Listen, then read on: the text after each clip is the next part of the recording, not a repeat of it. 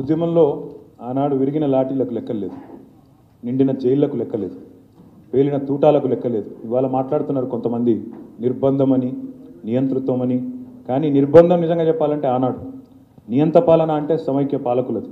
తెలంగాణ ఇస్తే అంధకారమే అని చెప్పి కట్టెలు పట్టుకొని కట్టుకథలు చెప్పిన వాళ్ళు, ఇవాళ పెద్ద పెద్ద మాటలు మాట్లాడిన వాళ్ళు, వాళ్ళకు తొత్తులుగా పనిచేసిన వాళ్ళు ఇవాళ శ్వేతపత్రాల పేరిట మళ్ళొక్కసారి తెలంగాణను విఫల ప్రయోగంగా, విఫల రాష్ట్రంగా చిత్రీకరించే ప్రయత్నం చేస్తూ ఉన్నారు. కానీ పోరాడి తెచ్చిన తెలంగాణ ఎవరి చేతుల్లో పెడితే న్యాయం జరుగుతుందని ప్రజలు భావించినరో వాళ్ళ చేతుల్లోనే, కేసీఆర్ గారి చేతుల్లోనే పెట్టి ఆనాడు కేసీఆర్ గారిని తెలంగాణ ప్రజలు మొట్టమొదటిసారి 2014లో ముఖ్యమంత్రిగా ఎన్నుకున్న తర్వాత, ఆ రోజు ఉద్యమ విజయం ఫలితంగా తెలంగాణ రాష్ట్రం ఏర్పడ్డ తర్వాత మరి 2014 జూన్ 2 నాడు ఇప్పుడే చూపెట్టినట్టు కేసీఆర్ గారు ముఖ్యమంత్రిగా పదవి బాధ్యతలు చేపట్టినారు.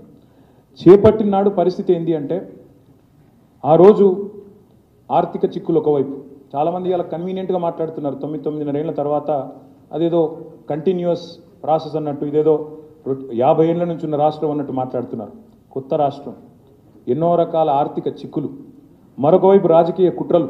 ఈ రాష్ట్రం ఒక విఫల ప్రయోగం, ఇది ఒక విఫల రాష్ట్రం, Telangana is a failed state, not viable state అనే కుట్ర ఒకవైపు. ఇంకోవైపు విభజన చట్టం అమలు కాదు, ఆ అమలు కష్టాలు ఒకటి కాదు, రెండు కాదు, ఎన్నో. ఉద్యోగులు ఆస్తుల పంపిణీ కష్టాలు పూర్తి కాలే. ఒకవైపు 2700 మెగావాట్ల విద్యుత్ లోటు, మరొక వైపు వారసత్వంగా సంక్రమించిన తాగునీటి, సాగునీటి సమస్యలు కోకొల్లలుగా ఉన్నాయి. ఇవి రాష్ట్రం ఏర్పడ్డ నాడు మా ముందున్న సవాళ్ళు.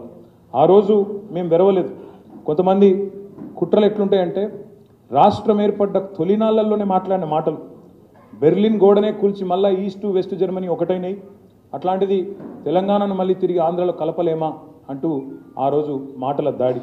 ఇంకోవైపు సరే పేర్లు ఎందుకు కానీ కొంతమంది ఆ రోజు కూడా రాష్ట్ర ప్రభుత్వాన్ని అస్థిరపరిచే ప్రయత్నం, ఎమ్మెల్యేల కొనుగోలు కోసం ప్రయత్నం, ఇంకా చాలా ఇట్లాంటి ఎన్నో జరిగినా ఆ రోజు మరి పునర్నిర్మాణ యజ్ఞం, తెలంగాణ రాష్ట్ర ఏర్పాటు తర్వాత ఒక కొత్త రాష్ట్రానికి మరి ఉన్న సవాళ్ళన్నింటినీ అధిగమిస్తూ పునర్నిర్మాణం ఎట్లా చేయాలి, శిథిలమైన తెలంగాణ, జీవన విధ్వంసం జరిగిన తెలంగాణలో ఎట్లా జరగాలి అనే ఒక ఆలోచన.